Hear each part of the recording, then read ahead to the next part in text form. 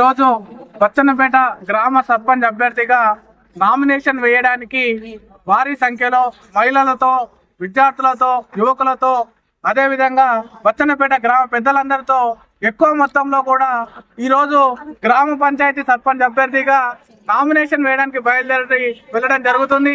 ఈ సందర్భంగా బచ్చన్నపేట గ్రామ ప్రజలందరికీ కూడా మేము విజ్ఞప్తి చేస్తా ఉన్నాం.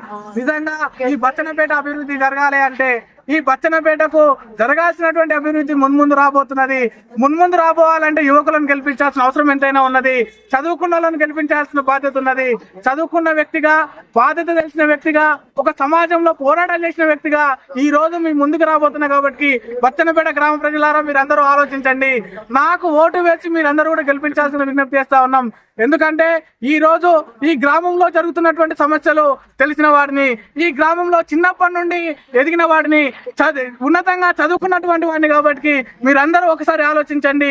నా వైపు నిలబడండి. రేపు మీ వైపు నిలబడి ఖచ్చితంగా గ్రామాభివృద్ధికి నా వంతు కృషి చేస్తానని ఈ విధంగా మీ అందరికీ హామీ ఇస్తా ఉన్నాను.